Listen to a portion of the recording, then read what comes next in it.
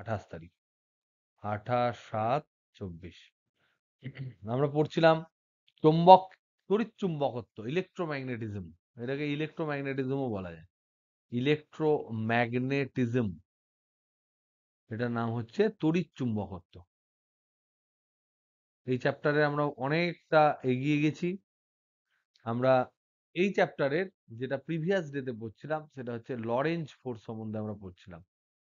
Lorenz force মানে Lorenz বল। Lorenz বল সমান কি? এটার সমান হচ্ছে, এটা যদি আমরা এফএল বলি লরেঞ্জ বল, তাহলে এই বলটা হচ্ছে চুম্বক বল প্লাস তড়িৎ বল। চুম্বক বল কিরকম হয়? Q into V cross B. তড়িৎ বল কত হয়? Q into E. তাহলে লরেঞ্জ ফোর্স কত হয়? এফএল। কিউ যদি আমি কমন নিই, ইটাকে যদি আগে লিখি, তাহলে কিউ ইন্টু ই প্লাস ভি ক্রস বি। এটা মানে কি? এটা মানে হচ্ছে যে কোনো একটা আধান, একটা আধান যদি তড়িৎ এবং চুম্বক ক্ষেত্রের মধ্যে দিয়ে থাকে এবং ঘোরাফেরা করে, তাহলে সে যে ম্যাক্সিমাম ফোর্সটা ফিল করবে সেটাকে আমরা বলি লরেঞ্জ বল। এটা আমরা পড়েছিলাম। এবার এই লরেঞ্জ বলের ক্ষেত্রে আমরা প্রথমে ধরলাম তড়িৎ ক্ষেত্র নাই, ই সমান 0, ধরলাম তড়িৎ ক্ষেত্র নাই। তাহলে লরেঞ্জ বল যা এফএল যেটা, সেটা শুধুমাত্র হবে Q into V cross B, মানে শুধু চৌম্বক ক্ষেত্র আছে। তাহলে এইটাকে আমরা বলবো চৌম্বক বল। চৌম্বক বল, এই চৌম্বক বল যে ডিসকাস করছিলাম তার মান দিক আমরা সব আলোচনা করেছি, প্রত্যেকটা জিনিস এগুলো সব ডিসকাস হয়ে গেছে। এবার এখান থেকে আমরা আলোচনা করছিলাম যে চৌম্বক বল আর বেগ, এদের এই দুটো হচ্ছে ভেক্টর রাশি, এদের মধ্যে অ্যাঙ্গেল যেমন হবে তেমন আমার চৌম্বক বলের মান হবে। তাহলে চৌম্বক বলের মান কিরকম হয়? চৌম্বক বলের মান যদি আমরা বলি, তাহলে মান বললে এটা দাঁড়াচ্ছে Q into V cross B, তার মান, এটার মান, তার মানে Q into V B sine theta. আমরা জানি এ ক্রস বি সমান হচ্ছে এ বি সাইন থিটা, তাহলে ভি ক্রস বি সমান তার মান হবে ভিবি সাইন থিটা। যেখানে থিটাটা কি? থিটাটা হচ্ছে দুটো ভেক্টরের মধ্যবর্তী কোণ, তাহলে ভি এর আর বি এর মধ্যবর্তী কোণ, এটুকু আমরা জানি। এইবার এই চৌম্বক বলের ফলে কি হয় সেগুলো আমরা আলোচনা করছিলাম। প্রথমে আমরা ধরেছি কেস নাম্বার 1, সুষম চৌম্বক ক্ষেত্র। সুষম চৌম্বক ক্ষেত্র মানে চৌম্বক ক্ষেত্র একদম সব জায়গায় মান আর দিক একই। এটা কি জিনিস আমরা আলোচনা করেছিলাম? সেই সুষম চৌম্বক ক্ষেত্রে লম্বভাবে কণার প্রবেশ, লম্বভাবে আহিত কণার প্রবেশ।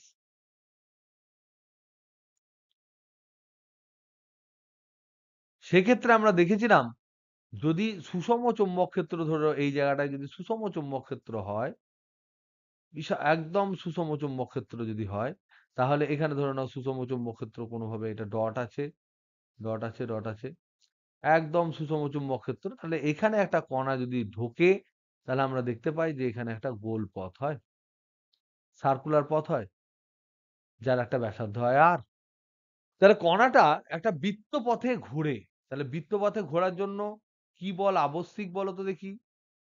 তাহলে এটা, এই বৃত্তপথটাকে যদি আমি এইরকম করে আঁকি, কণাটা ধরে নাও বৃত্তপথে ঘুরছে ভি স্পিডে, তাহলে কোনো একটা কণা বৃত্তপথে কখন ঘোরে, তার উপর কোন বল প্রযুক্ত হতে হবে বলো তো দেখি? এর মধ্যে অভিকেন্দ্র বল অবশ্যই প্রয়োগ হতে হবে, এই বরাবর। অভিকেন্দ্র বল থাকতেই হবে কেন্দ্র বরাবর। এই অভিকেন্দ্র বল এখানে কে যোগান দিল? এখানে চৌম্বক বলটা অভিকেন্দ্র বলের যোগান দেয়। কালকে আমরা আলোচনা করেছি এই জিনিসগুলো। তার মানে চৌম্বক বল যেটা, এখানে যে দেখো থিটাটা এখানে আমি বলে দিয়েছি 90 ডিগ্রি, কারণ বি হচ্ছে এই বরাবর আর ভি হচ্ছে এই বরাবর, অ্যাঙ্গেল হচ্ছে 90 ডিগ্রি।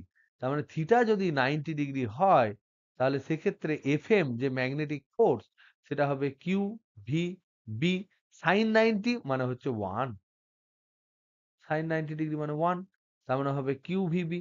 এই যে চৌম্বক বল, এই যে এফএম, এই চৌম্বক বলটা তোমার দেয় অভিকেন্দ্র বলের যোগান। এবার অভিকেন্দ্র বল মানে কি আমরা জানি, ক্লাস 11 থেকে আমরা কি জেনেছি? অভিকেন্দ্র বল মানে হচ্ছে এম ভি স্কোয়ার বাই আর তাহলে যে অভিকেন্দ্র বলের সে যোগান দিল সেই অভিকেন্দ্র বলটা হচ্ছে কিউভিবি। এই দুটো সমান হবে, তাহলে সমান করলে কি দাঁড়াবে?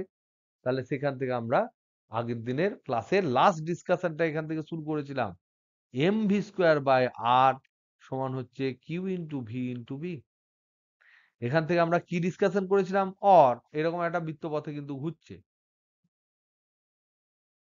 ভি দ্রুতিতে ঘুরছে, আর বৃত্তের ব্যাসার্ধ এখানে বনবন করে ঘুরছে, সব জায়গায় হচ্ছে ভি স্পিড। তাহলে এরকম করে ভি স্পিডে ঘুরছে। তাহলে সেক্ষেত্রে কিরকম দাঁড়াবে? এই দুটো যদি সমান করি তাহলে আমরা এখানে ভি ভি কেটে দিতে পারি। কেটে দিলে আমরা পাবো এম ভি ইকুয়াল টু হচ্ছে Q B into M V by R সমান হচ্ছে কিউ বি। একটা ভি কেটে দিলাম।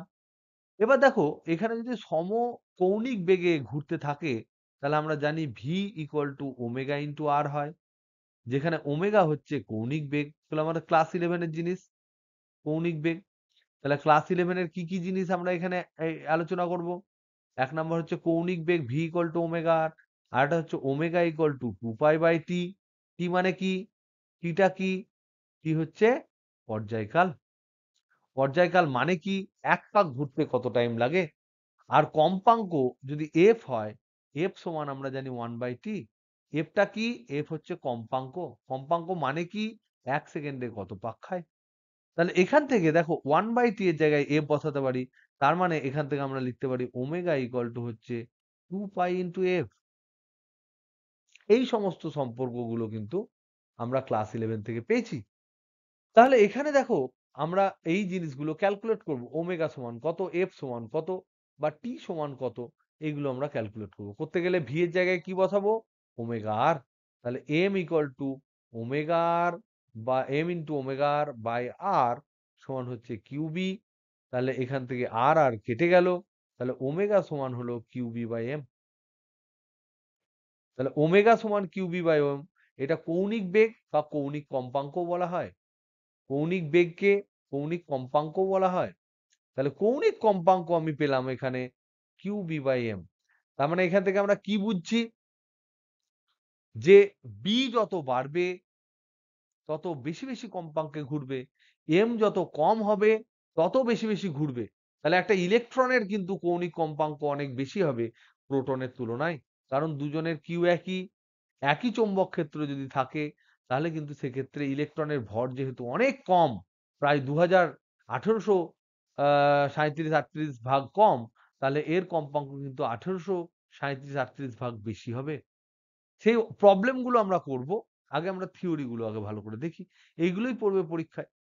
তাহলে এখান থেকে আমরা প্রথম ইকুয়েশন পেলাম omega equal to Q B by M. এবার দেখো ওমেগা ইকুয়াল টু আবার আমরা ক্লাস 11 এ জেনেছি 2πf। তাহলে এখান থেকে আমরা লিখতে পারি অর 2πf 2πf সমান হচ্ছে কিউবি বাই এম, অর এফ সমান হচ্ছে কিউবি বাই 2πm। এইটা হচ্ছে একদম ঘূর্ণন কম্পাঙ্ক। ঘূর্ণন কম্পাঙ্ক কোথায়? কার? একটি আহিত কণার, একটি আহিত কণার ঘূর্ণন কম্পাঙ্ক কোথায়? চৌম্বক ক্ষেত্রে ঘূর্ণন কম্পাঙ্ক।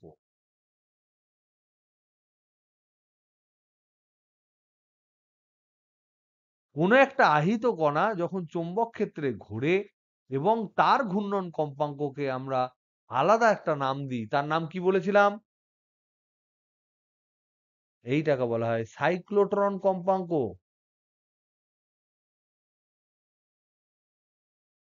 তাহলে আমাদের মনে রাখতে হবে সাইক্লোট্রন কম্পাঙ্ক মানে হচ্ছে এফ, এটা কিউবি বাই এম। এখান থেকে একটা না একটা প্রশ্ন কিন্তু অবশ্যই পড়ে। তাহলে আমরা এখানে দেখলাম বি বেশি হলে, বি বেশি হলে এফ বাড়ে, আবার এম কম হলে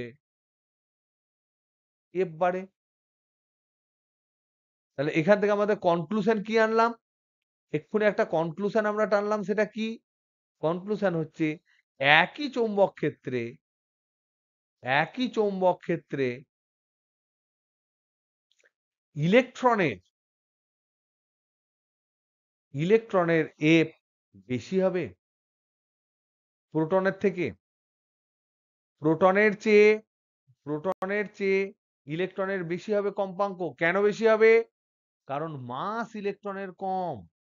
তাহলে দেখো, যদি আমরা এই ফর্মুলাটাকে ইউজ করি QB/2πm, তাহলে ইলেকট্রনের জন্য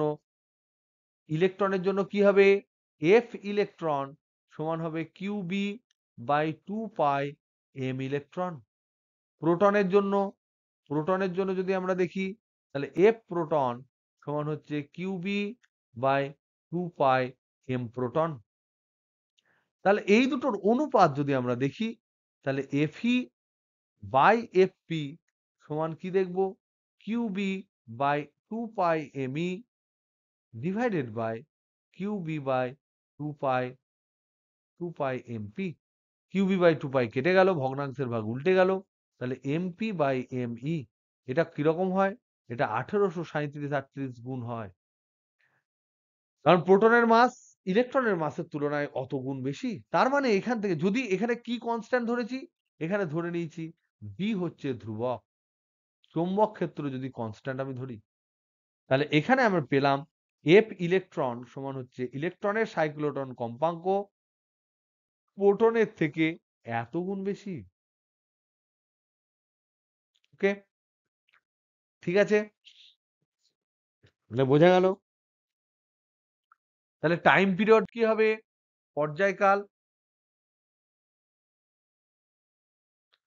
পর্যায়কাল টি সমান আমরা কি জানি? 1/f। তার মানে এটা হবে 2πm/QB।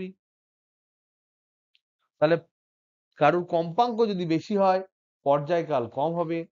পর্যায়কাল যদি বেশি হয়, কম্পাঙ্ক কম হবে।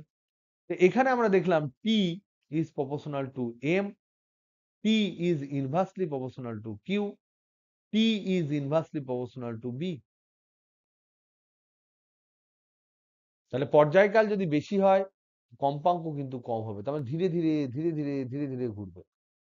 এবার দেখো, এখানে ইম্পর্টেন্ট জিনিস হচ্ছে আরেকটা, সেটা হচ্ছে যে যেটা আমরা আগের দিন আলোচনা করছিলাম, এগুলো আগের দিন করেছি। সেটা হচ্ছে এই যে টি, এটা সমান আমরা দেখলাম 2πm/QB, বা এই যে সাইক্লোটন কম্পাঙ্ক এফ, এটা আমরা লিখলাম QB/2πm। এই যে দুটো ইকুয়েশন, এই দুটো ইকুয়েশনে কিন্তু আমরা দেখতে পাচ্ছি টি বা এফ এটা কার কার উপর নির্ভর করে? এম এর উপর নির্ভর করে, কিউ এর উপর নির্ভর করে, বি এর উপর নির্ভর করে, এগুলোর উপর নির্ভর করে। কিন্তু কিন্তু আমরা দেখতে পাচ্ছি ভি এর উপর নির্ভর করে না। ভি এর উপর নির্ভর করে না। তাহলে কেন করে না? বেগ যদি বেড়ে যায়, তাহলে কি এমন বাড়ে যার জন্য তোমার আহ যে সময়ে এক পাক খাবে সেটা একই থাকবে?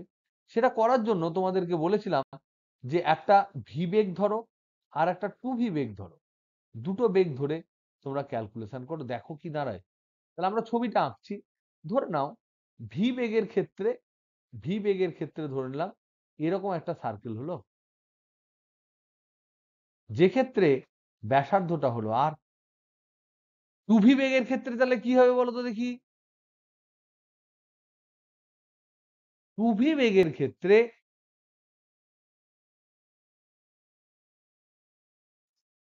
একদম দ্বিগুণ হয়ে যাবে। এখানে ব্যাসার্ধটা হয়ে যাবে 2r। তাহলে এখানে বেগ ইজ প্রপোর্শনাল টু আর। তাহলে যত বেগ বাড়বে ব্যাসার্ধও তত বাড়বে। তাহলে বলো তো দেখি, এক পাক ঘুরতে গেলে কতটা পথ যেতে হবে? এখানে 2πr, 2πr পাক যেতে হবে, মানে দূরত্ব যেতে হবে, পরিধি। তাহলে যদি ব্যাসার্ধটাও দ্বিগুণ হয়ে যায়, তাহলে পরিধিও দ্বিগুণ হবে, আবার স্পিডও দ্বিগুণ। তাহলে দুগুণ দূরত্ব বাই দুগুণ বেগ, তার মানে যা টাইম ছিল তাই। কি বোঝা গেল কথাটা? যদি বুঝতে পারলি?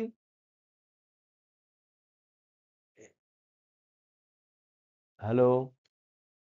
ধর বেগ ছিল আমার ভি, এখানে আমি বেগ ভি এ ঘুরছি, তাহলে এখানে আমার টাইম কত লাগবে? টাইম পিরিয়ড কত হবে? 2 পাই আর হচ্ছে দূরত্ব বাই স্পিড ভি। লাগবে না লাগবে না? এবার ধর যদি বেগ দ্বিগুণ হয়ে যায়, ব্যাসার্ধও যদি দ্বিগুণ হয়ে যায়, তাহলে তো এই অনুপাতটা একই থাকবে। তার মানে কোনোভাবেই আমি মানে টাইমটা তোমার একপাক্ষেতে টাইমটা আমি কোনোভাবে কিন্তু বেগ বাড়িয়ে কমাতে পারছি না। কারণ বেগ যেই বেড়ে যাবে ও তখন বড় পথে যাবে। তাহলে বেগ বাড়লে এখানে যেমন যত বেগ বাড়বে ব্যাসার্ধও তত বাড়বে। তার মানে কি বেগ বাড়লে বড় বৃত্তপথে ঘুরবে, বড় বৃত্তপথে ঘুরবে। এবার বড় বৃত্তপথে যদি ঘোরে তাহলে সেক্ষেত্রে তোমার এক পাক ঘুরতে টাইম একই লাগবে।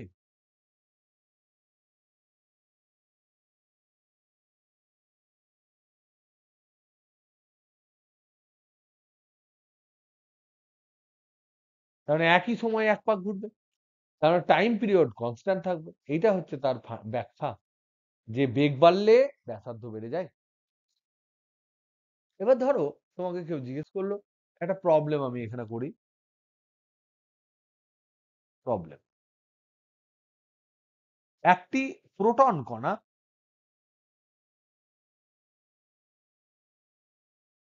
এবং আলফা কণার গতিশক্তি একই। কি একই? গতিশক্তি একই। এরা চৌম্বক ক্ষেত্রে প্রবেশ করলে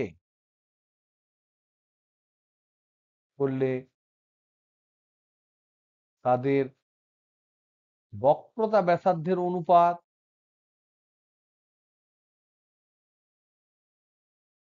অনুপাত কত হবে?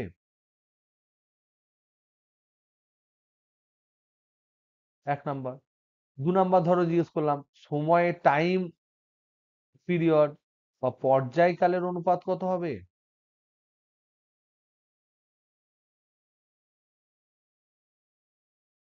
তারপরে জিজ্ঞেস করলাম ধরে নাও এদের কম্পাঙ্কের অনুপাত কত হবে?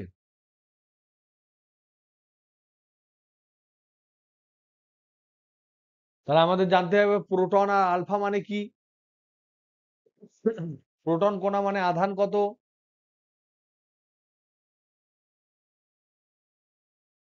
প্রোটনের ক্ষেত্রে কিউ প্রোটন সমান কত? একটা ইলেকট্রনের চার্জ প্লাস ই, একই না? 10⁻⁻19, তাহলে প্লাস ই। আর প্রোটনের ভর ধরলাম এমপি সমান এম ধরলাম, কথার কথা। তাহলে সেক্ষেত্রে আলফা কণার ক্ষেত্রে কি হবে?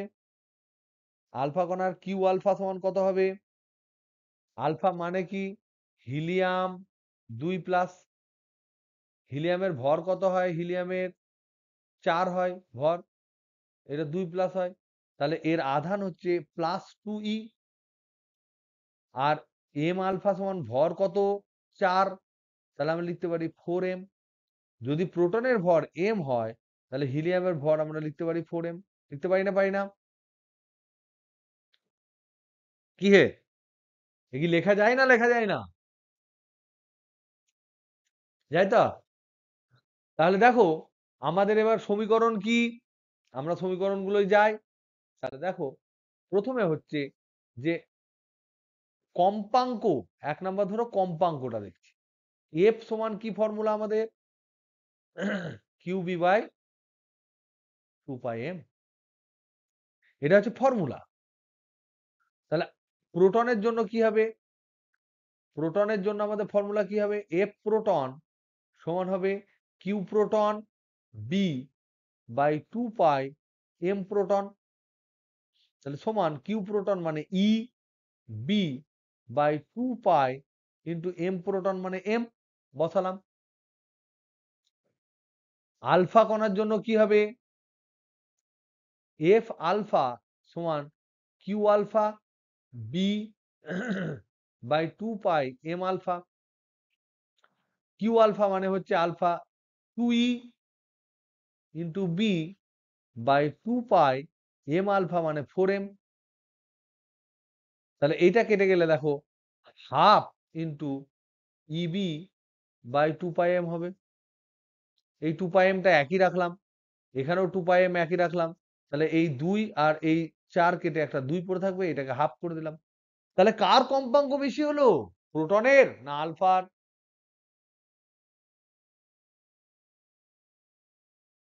তাহলে এদের গতিশক্তি ভরবেগ কারোর উপর নির্ভর করলো? কারোর উপর কিন্তু নির্ভর করলো না। গতিশক্তি বা ভরবেগ কারোর উপরে নির্ভর করলো না। কারণ আমরা জানি কম্পাঙ্ক বা পর্যায়কাল নির্ণয় করতে গেলে সেখানে আমার কত শক্তিতে এলো সেটা ইম্পর্টেন্ট নয়, কত বেগে এলো সেটা ইম্পর্টেন্ট নয়। আমি আধান, ভর আর চৌম্বক ক্ষেত্র জানলেই আমি কম্পাঙ্ক পাবো। তাহলে এখান থেকে আমরা দেখতে পাচ্ছি যে এফপি সমান এইটা আর এফ আলফা সমান এইটা, তাহলে কম্পাঙ্কের অনুপাত কত? তাহলে এফপি প্রোটনের কম্পাঙ্ক সাইক্লোটন কম্পাঙ্ক আর আলফা সাইক্লোটন কম্পাঙ্ক সমান হচ্ছে 1:1/2, তার মানে হচ্ছে 2:1। F proton is to F alpha. তাহলে এখানে আমরা দেখলাম যে গতিশক্তি যাই হোক না কেন, গতিশক্তির উপর নির্ভরশীল নয়। গতিশক্তি যাই হোক না কেন,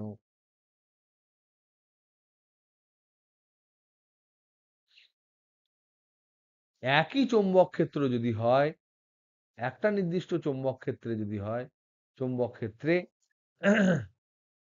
প্রোটনের সাইক্লোটন কম্পাঙ্ক, প্লোটনের সাইক্লোটন কম্পাঙ্ক আলফা কণার সাইক্লোটন কম্পাঙ্কের দ্বিগুণ হবে। কম্পাঙ্কের দ্বিগুণ হবে, এটা হলো। তাহলে এখান থেকে আমরা আবার উল্টো লিখতে পারি যে এদের পর্যায়কালের অনুপাত তাহলে কি হবে, T alpha is to T proton কত হবে, উল্টো হবে। কারণ আমরা জানি এফ এফ সমান হচ্ছে 1/t। তাহলে পর্যায়কাল যার বেশি তার কম্পাঙ্ক কম, তাহলে এইটা হবে 1:2। এটা আমরা ডাইরেক্ট, এটাও নির্ভর করে না গতিশীল যাই হোক না কেন, গতিশীলের উপর নির্ভর করে না, গতিশক্তির উপর নির্ভর করে না। এটা নির্ভর করে কি, বেগ বাড়লে কি বাড়ে, রেডিয়াস বাড়ে, বেগ কমলে কি কমে, রেডিয়াস কমে। তাহলে এদের বক্রতা ব্যাসার্ধ যে কোশ্চেনটা আমরা 1 নাম্বারে দিয়েছিলাম, প্রথম জিজ্ঞেস করেছিলাম, সেটা কিন্তু নির্ভর করবে। তাহলে এবার আমরা দেখব বক্রতা ব্যাসার্ধের অনুপাত কত। বক্রতা ব্যাসার্ধের অনুপাত। তাহলে দেখো, তার আগে আমরা ফর্মুলা রেডি করি, দেখি কি ফর্মুলা। আমরা প্রথম ফর্মুলা কি ছিল, mv²/r সমান হচ্ছে কিউ ভিবি।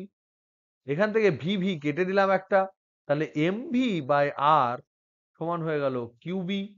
তাহলে এখান থেকে আমরা লিখতে পারি অর mv সমান কিউ ইন্টু বি ইন্টু আর। তাহলে mv মানে কি গো, এটা কি, mvটা কি, ভর ইন্টু বেগ মানে কি, ভরবেগ। তাহলে এই ভরবেগ পি সমান, এটাকে নাম দিলাম পি, তাহলে ভরবেগ পি সমান হয় কিউ ইন্টু বি ইন্টু আর।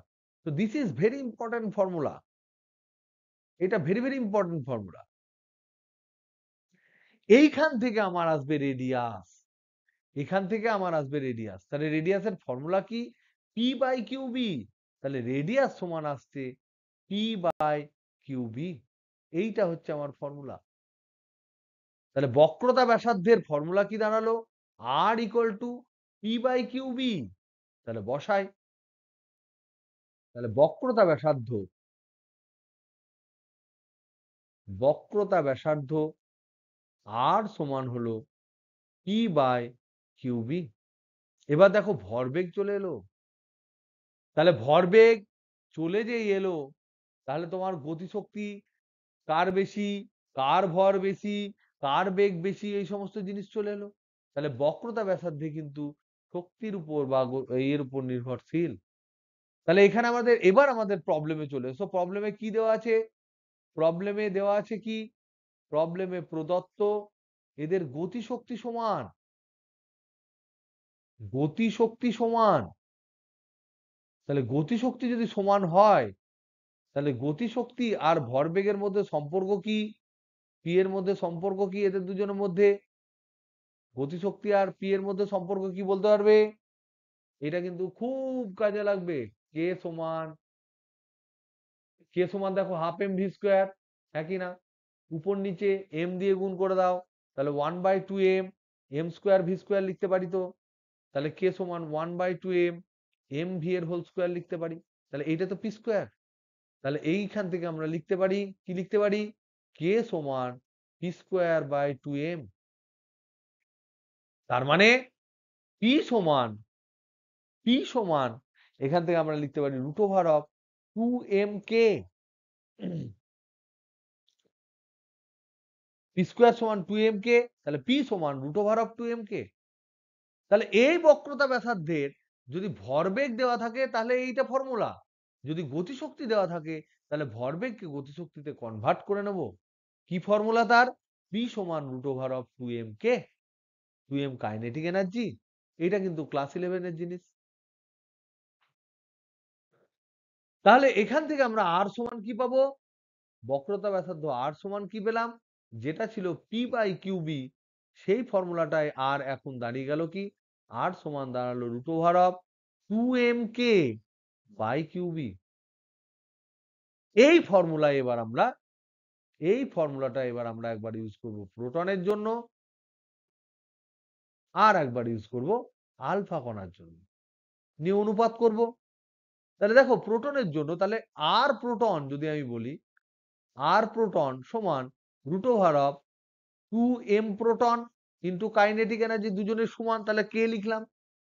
এটা হচ্ছে রুট ওভার, শুধু উপরেরটা রুট আছে, by by Q proton into B, B তো দুজনের সমান, তার মানে সমান root over of 2m K by Q proton মানে ই ইন্টু বি। এটা পেলাম। আলফা কণার জন্য আর আলফা সমান কি পাবো? Root over of 2m alpha K by Q alpha into B সমান root over of 2m alpha মানে কত? এম আলফা সমান কত এম হবে? এটা যদি এম হয়, কত এম হবে? আলফার কত গুণ ভারী প্রোটনের চেয়ে? 4 গুণ, তাহলে 4m হলো, into K divided by Q alpha মানে কত কিউ, কত ই? 2e, তাহলে 2e ইন্টু বি। তাহলে সমান, দেখো এখানে 4টা বাইরে বার করে দিলে কি হবে? 2 হবে। তাহলে 2 into root over of 2m K by 2eb। তাহলে এই দুটোর 2 কিন্তু কেটে গেল। তাহলে আমার ফর্মুলা কি দাঁড়ালো? Root over of 2m K by E B. তাহলে এখানে কি দাঁড়ালো গো? এখানে কি ফর্মুলা বেরোলো? এদের বক্রতা ব্যাসার্ধ সমান হয়ে গেল। তাহলে এদের বক্রতা ব্যাসার্ধ সমান হয়ে গেল। বুঝতে পারছো? কিন্তু সব ক্ষেত্রে নাও হতে পারে। তাহলে এক্ষেত্রে আমরা দেখতে পেলাম R proton is to R alpha সমান 1:1 এই ক্ষেত্রে। এবার তোমাদের হোমওয়ার্ক থাকবে যে মনে করি একই প্রবলেম, একই প্রবলেম, আগের প্রবলেমটা শুধু দেওয়া আছে গতিশক্তি সমান আগেরটাই ছিল। এখন আমরা ধরলাম আর প্রোটন এবং আলফা কণার ভরবেগ সমান, ভরবেগ সমান ধরলাম। এটা একটা হোমওয়ার্ক নাম্বার 1। হোমওয়ার্ক নাম্বার 2 হচ্ছে আমরা একই প্রবলেম, খালি এখানে ধরলাম যে প্রোটন এবং আলফা কণার গতিশক্তির অনুপাত, গতিশক্তির অনুপাত ধরে নাও 2:1। তাহলে সেক্ষেত্রে এই দুই ক্ষেত্রে আর R proton is to R alpha কত হবে এটা বার করবে, radius of curvature. T proton is to T alpha কত হবে সেটা বার করবে। সাইক্লোটন কম্পাঙ্কের অনুপাত বার করবে, এফ প্রোটন আর এফ আলফা সমান কত হবে সেটা বার করবে। এটা কিন্তু হোমওয়ার্ক থাকলো, অবশ্যই এটা কিন্তু তোমরা করো। ওকে, নেক্সট টপিক।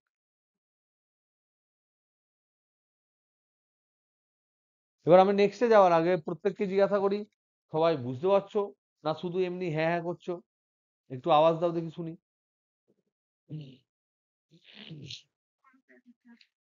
ক্লিয়ার? সবাই ক্লিয়ার?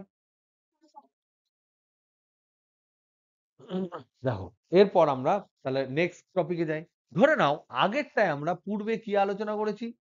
পূর্বে আমরা আলোচনা করেছি V is perpendicular to B, মানে কণাটি আহিত কণা চৌম্বক ক্ষেত্রের সাথে লম্বভাবে গতিশীল ধরেছিলাম, নিয়ে এর সমস্ত ক্যালকুলেশন আমাদের এখন ডান। এখানকার ক্যালকুলেশন আমরা করে ফেলেছি। এখন আমরা করব, এখন নাও নেক্সটে আমরা করব যে ভি পারপেন্ডিকুলার নয়, বরং ভি এবং বি এর মধ্যে একটা অ্যাঙ্গেল আছে, সেটা হচ্ছে থিটা। তাহলে এখন আমরা ধরছি ভি এবং বি এর মধ্যে একটা অ্যাঙ্গেল আছে যেটা হচ্ছে থিটা, এটা লম্ব নয়। তার মানে কি, এই দিকে হচ্ছে বি আর ভিটা এই বরাবর ভি নাই, ভি এরকম ট্যাঁচা করে ঢুকেছে কণা, এইটা হচ্ছে ভি।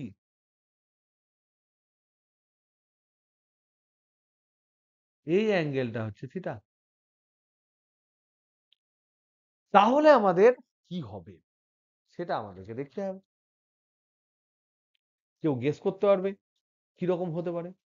তাহলে থিটা সমকোণ নয়, এটা কোনো একটা সূক্ষ্মকোণ। তখন কি হবে? তখন দেখো, এই যে বেগটা আছে, বেগের আমরা দুটো উপাংশ ক্যালকুলেট করে নিতে পারি। এই বরাবর হবে ভি সাইন থিটা, হবে না? হবে না? আর এই বরাবর বেগের উপাংশ হবে ভি কস থিটা। বোঝা যাচ্ছে না? যাচ্ছে না? Hello hello hello hello. যেদিকে চৌম্বক ক্ষেত্র আছে তার দিকে বেগের একটা উপাংশ আমরা পাচ্ছি ভি কস থিটা, আর তার লম্ব দিকে একটা বেগের উপাংশ পাচ্ছি ভি সাইন থিটা। এখানে আছে আহিত কণা কিউ। তাহলে কি হবে?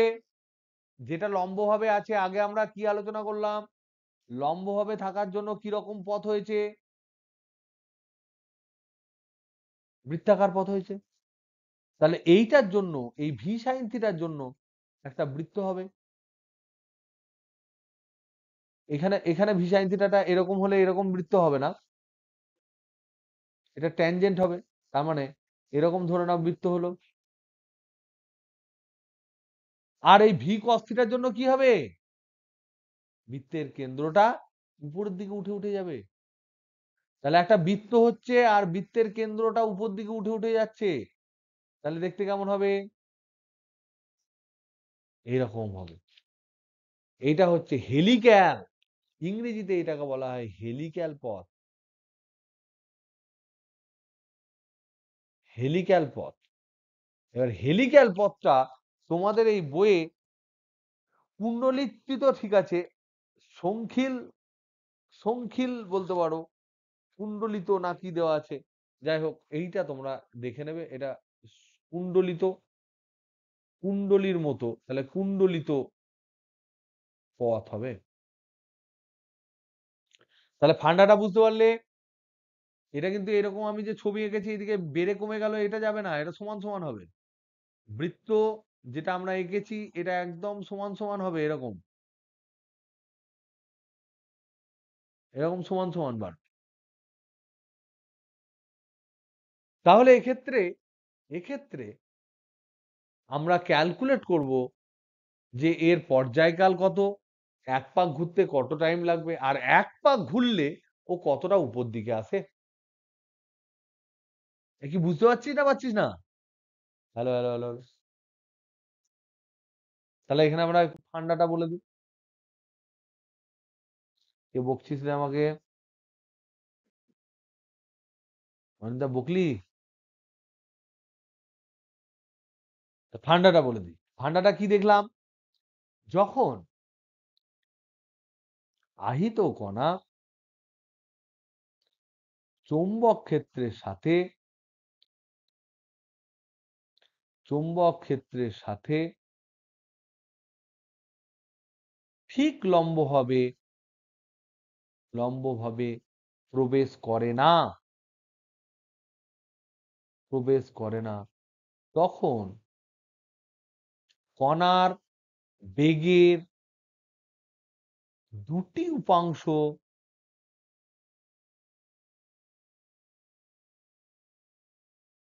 কণার বেগকে দুটি উপাংশে ভাগ করা যেতে পারে।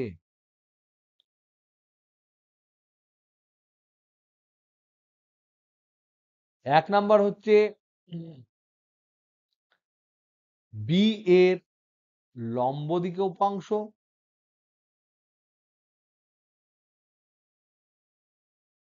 আর দ্বিতীয় নাম্বার হচ্ছে বি এর দিকে উপাংশ।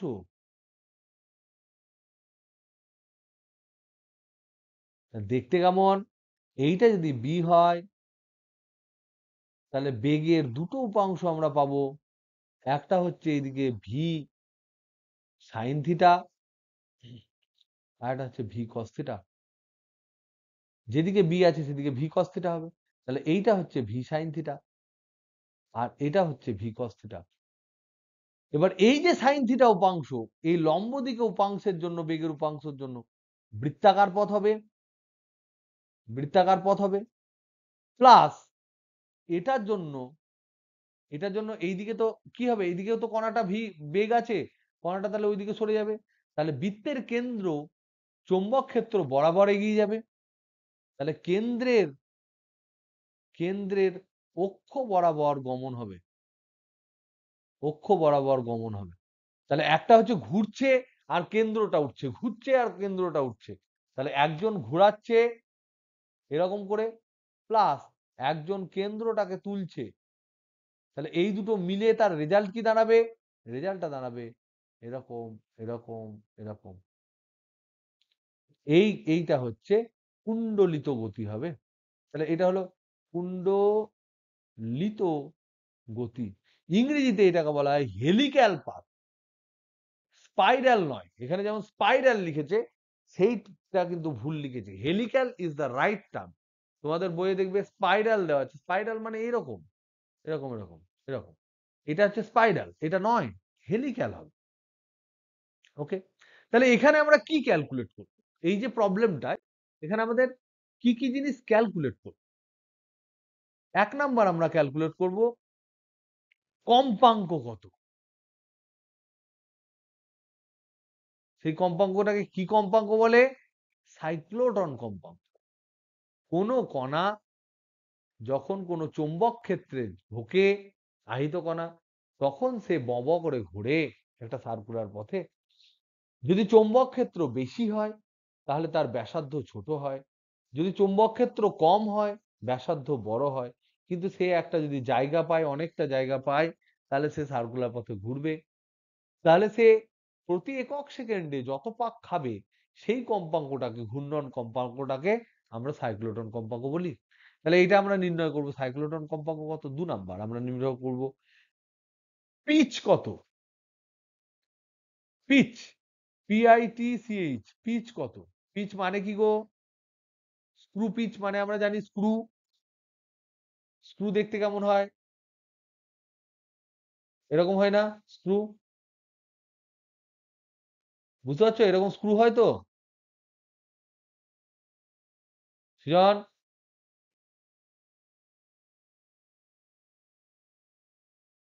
এবার দেখো, এইটাকে আমরা ঘোরাই, এমনি করে ঘোরাই, আর ঘোরালে কি হয়?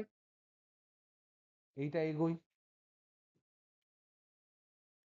এইদিকে ঘোরানো হয়। কি বোঝাতে পারলাম? কোন একটা স্ক্রুকে কি করা হয়, এরকম করে গোল করে ঘোরানো হয়, তবেই তো ও সামনের দিকে এগোয়। কি বোঝা গেল না, বোঝা গেল না? এর মধ্যে অবশ্য লোহা লক্কর থাকবে, এরকম এরকম লোহা লক্কর থাকবে, এর মধ্যে থাকবে, ম্যাটেরিয়াল থাকবে, কিন্তু এটা তো গোল গোল করে ঘোরে। এটা বুঝতে পেরেছো না পারোনি? পেরেছো? তাহলে পিচ বলতে কি বোঝায়? স্ক্রু এর ক্ষেত্রে পিচ বলতে বোঝায় এক পাক ঘূর্ণনে কতটা এগোয়। তাহলে এক পাক ঘূর্ণনে কতটা এগোয়, এইটা হচ্ছে পিচ। তার মানে এখানেও আমার যেহেতু এরকম করে গোল করে যাচ্ছে, তাহলে এ যেই না মাত্র এক পাক খাবে, তখন এ তো খানিকটা এগিয়ে যাবে। এই যে এক পাক খেলে কতটা এগোচ্ছে, এইটাই হচ্ছে আমার পিচ। এটা ক্যালকুলেট করতে হবে। তা কি করে ক্যালকুলেট করব? আমরা দেখো এক পাক খেতে কত টাইম লাগে, এক পাক খেতে কত টাইম লাগে তাকে আমরা কি বলি? পর্যায়কাল বলি না? একদম তাই, পর্যায়কাল। তাহলে এই সময় ধরে উপরের দিকে তার বেগ কত? ভি কস থিটা নয়? এই বরাবর বেগ কত? বি এর দিকে বেগ কত? V cos theta. তাহলে পর্যায়কালের সাথে অক্ষ বরাবর বেগের উপাংশ যত হবে তত গুণ করে দেবো। অক্ষ বরাবর বেগের উপাংশ গুণ করে দেবো। তাহলে বেগ ইন্টু সময়, সময় তো দূরত্ব, সেটাই আমার পিচ। তাহলে পর্যায়কাল টি আর বেগের উপাংশ কত? V cos theta. এইটা গুণ করলে আমরা পিচ পেয়ে যাব পি। এইটাকেও আমরা ক্যালকুলেট করব। এই দুটো জিনিস আমরা ক্যালকুলেট করলে এখান থেকে আমরা শান্তি পাবো। তাহলে দেখি, এবার আমরা ক্যালকুলেট করি। তাহলে দেখো, এক নাম্বার হচ্ছে কম্পাঙ্ক বা পর্যায়কাল। তা দেখো এখানে আমাদের এইদিকে আছে বি, এইদিকে যে উপাংশ আছে সেটা হচ্ছে ভি সাইন থিটা।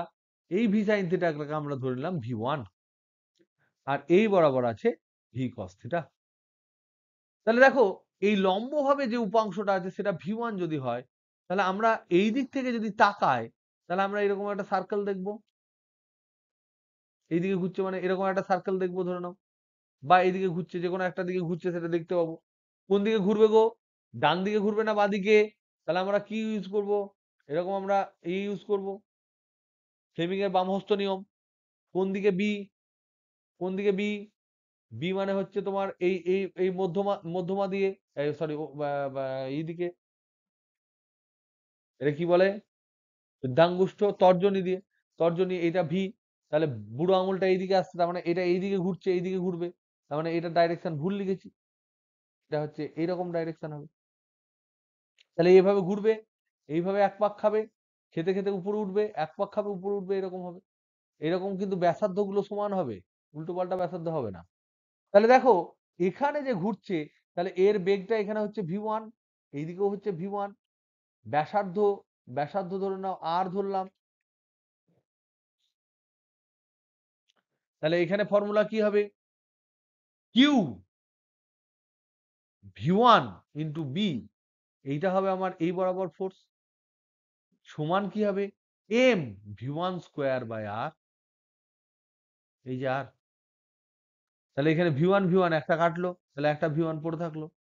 তাহলে কিউ বি সমান এম ভি1 বাই আর। এবার দেখো, এখানে যে সার্কেল আছে তার ক্ষেত্রে আমরা লিখতে পারি ভি1 equal to omega into R. লিখতে পারি না? পারি না? কারণ স্পর্শক বরাবর বেগ কি? ভি1। তাহলে ভি1 ইকুয়াল টু ওমেগা আর যদি আমি লিখি, তাহলে এইটাকে যদি বাঁ দিকে লিখি তাহলে কি লিখবো? এম ইন্টু, এটা এইদিকে লিখছি, ওমেগা আর বাই আর সমান হলো কিউবি।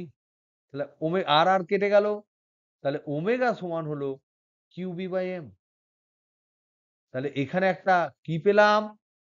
কম্পাঙ্ক কি আগের থেকে পরিবর্তন হলো?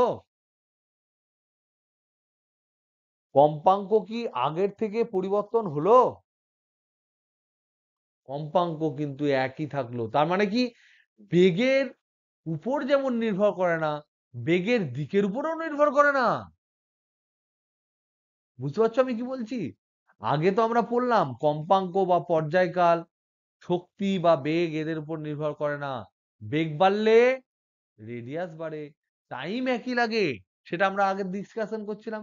এখানে আমরা দেখলাম বেগের উপর তো নির্ভর করেই না, এ কোন অ্যাঙ্গেলে ঢুকলো তার উপরও নির্ভর করে না। তার কারণ ও যতই যাই করো, যদি Q R M R B ঠিক থাকে তাহলে কম্পাঙ্ক তোমার একই হবে। তার মানে এখান থেকে আমরা সাইক্লোট্রন কম্পাঙ্ক কি, তাহলে ওমেগা কৌণিক কম্পাঙ্ক কি পেলাম? কৌণিক কম্পাঙ্ক পেলাম simple Q B by M, যেটা আগে পেয়েছিলাম। তাহলে রৈখিক অ্যাকচুয়ালি কম্পাঙ্ক কি পাবো? Q B by 2 pi M, যা ছিল তাই। পর্যায়কাল তাহলে কি পাবো এখান থেকে? টি সমান আমরা জানি 1/f, তার মানে আমরা পাবো 2 πm/কিউবি। তার মানে এখান থেকে আমরা যেটা ইম্পর্টেন্ট একটা কনসেপশন পেলাম, যে কনসেপশনটা আমরা পেলাম ইম্পর্টেন্ট কনসেপশন, সেটা হচ্ছে যে পর্যায়কাল বা সাইক্লোট্রন কম্পাঙ্ক বেগ বা গতিশক্তি এর উপর নির্ভর করে না। নির্ভর করে না, এটা আমরা আগে দেখেছি, করে না। এখন আমরা এটা আমরা পূর্বে দেখলাম, পূর্বে এটা আমরা পড়েছি। এখন আমরা কি দেখলাম? বেগের দিকের উপরে নির্ভর করে না।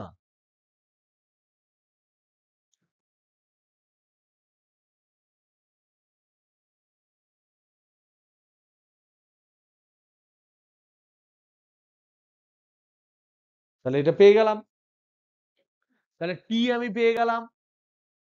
তাহলে পিচ কত হবে? পিচ সেকেন্ড, পিচ কত হবে? পিচ পি সমান কি ফর্মুলা ছিল? V cos theta into time period. Time period আমরা কি পেলাম? 2 πm/কিউবি। তাহলে এখানে বসাই, তাহলে 2 πm/কিউবি ইন্টু ভি কস থিটা, এটা হচ্ছে পিচের মেন ফর্মুলা। এবার এবার দেখো, এখানে অনেক সময় এই পিচটাকে সবাই লিখতে চায়, এই যে ব্যাসার্ধটা হলো এই আর দিয়ে লিখতে চায়, এই আর দিয়ে লিখতে চায়। তাহলে এই আর এর ফর্মুলা কত? এই আর এর ক্ষেত্রে আমরা দেখেছিলাম এই দিকে ছিল ভি ওয়ান, তাহলে ভি ওয়ান সমান কি ওমেগা ইন্টু আর নয়? কি গো, ভি ওয়ান সমান কি ছিল আমাদের? ভি ওয়ান সমান ভি সাইন থিটা ছিল না? এটা তো এই বরাবর এইদিকে বি, তাহলে এইদিকে ভি ওয়ান ছিল, ভি ওয়ান মানে ভি সাইন থিটা নয়? ভি সাইন থিটা সমান কি ওমেগা ইন্টু আর নয়? তাহলে এখানে দেখো ভি ওয়ান সমান হচ্ছে ওমেগা ইন্টু আর, তার মানে কি আর সমান হচ্ছে ভি ওয়ান/ওমেগা। ভি ওয়ান সমান কত? V sine theta. ওমেগা সমান কত? ওমেগা সমান কত? কিউবি বাই শুধু এম, কিউবি বাই এম। তাহলে এই আর এর তাহলে এখানে যে কিউবি বাই এমটা আমরা পাচ্ছি, সেই জায়গায় আমরা কি বসাতে পারি দেখো তো? তাহলে এখান থেকে আমরা পেলাম কিউবি বাই এম সমান, এটাকে ওই দিকে দিলাম, তাহলে এখানে আমরা লিখতে পারি না ভি সাইন থিটা বাই আর? দেখো তো লিখতে পারি কি পারি না?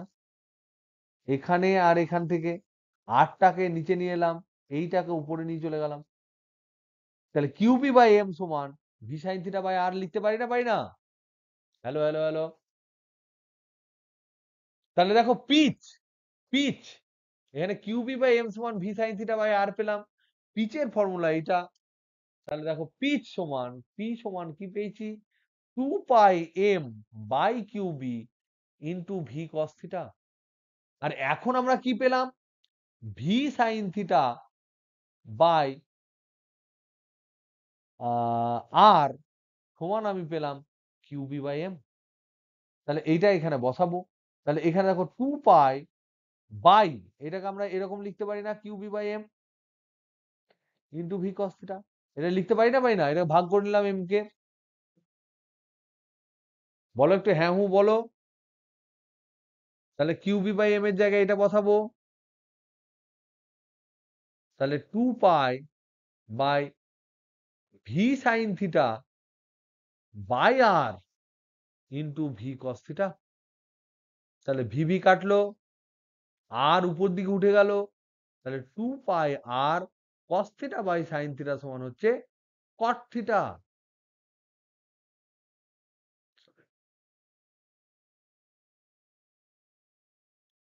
এইটা হলো তোমার পিচের ফর্মুলা। এটা হলো ফর্মুলা। দেখো তোমাদের ওখানে দেওয়া আছে। তাহলে 2 পাই আরটা কি গো? এই যে বৃত্ত হচ্ছে তার পরিধি নয়, এই বৃত্তটাই তো উঠছে। তাহলে এইখান থেকে যদি দেখি তাহলে এটা বৃত্ত দেখবো শুধু একটা, তার পরিধি হচ্ছে 2 পাই আর। তাহলে 2 পাই আর মানে হচ্ছে বৃত্তের পরিধি ইন্টু কট থিটা। থিটাটা কি এখানে? থিটাটা কি? একদম তাই, যে কোণে চৌম্বক ক্ষেত্রের সাথে যে কোণ করে কণাটি প্রবেশ করেছে। তাহলে এখান থেকে আমরা পেলাম, যদি অবলিক ভাবে, অবলিক মানে কি, বক মানে অ্যাঙ্গেল করে অবলিক ভাবে আহিত কণার প্রবেশ ঘটে, তার মানে theta not equal to 90 degree.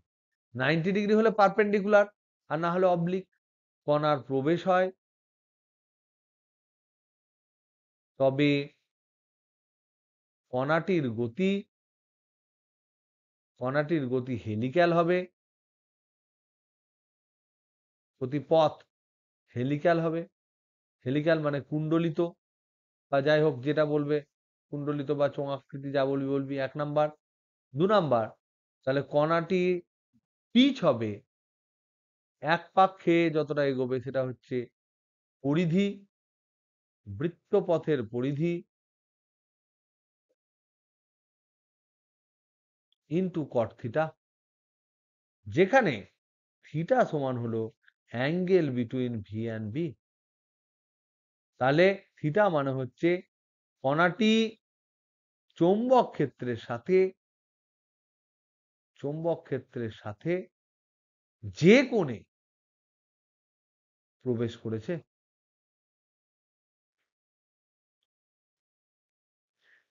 এই অবধি আমাদের থাক। নেক্সট আমরা এখনো সাইক্লোটন সাইক্লোটন পড়বো বলছি, কিন্তু সাইক্লোটন হচ্ছে না। সাইক্লোটনটা আমরা নেক্সট দিনে পড়বো, কারণ সাইক্লোটনটা একটা পুরো দিনের আলোচনার দরকার। তাহলে তোমাদের পুরো ক্লিয়ার, তোমরা বুঝতে পারবে। ওকে। আর তারপর এটা আছে, তারপর এখান থেকে কিন্তু কিছু অঙ্ক করতে হবে তোমাদের, খুব ইম্পর্টেন্ট। লরেঞ্জ বলের সংজ্ঞা করতে হবে। এখানে দেখো সমাধান সহ তোমাদের হোমওয়ার্ক দিচ্ছি, একটু প্লিজ করো। হোমওয়ার্ক অলরেডি দুটো দেওয়া আছে এখানে।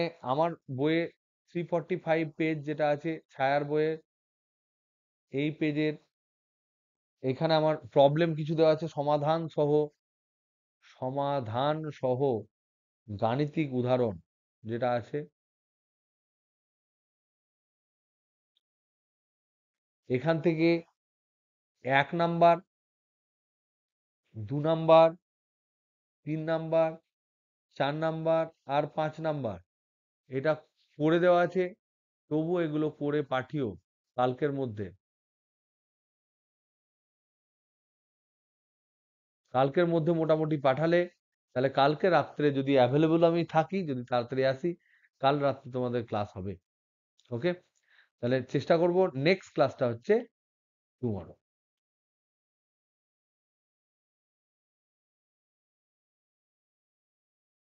মোস্ট প্রবাবল, খুব সম্ভবত হবে।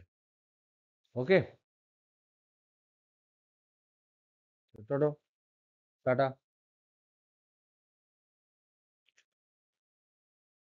গুড নাইট, খেয়ে নাও।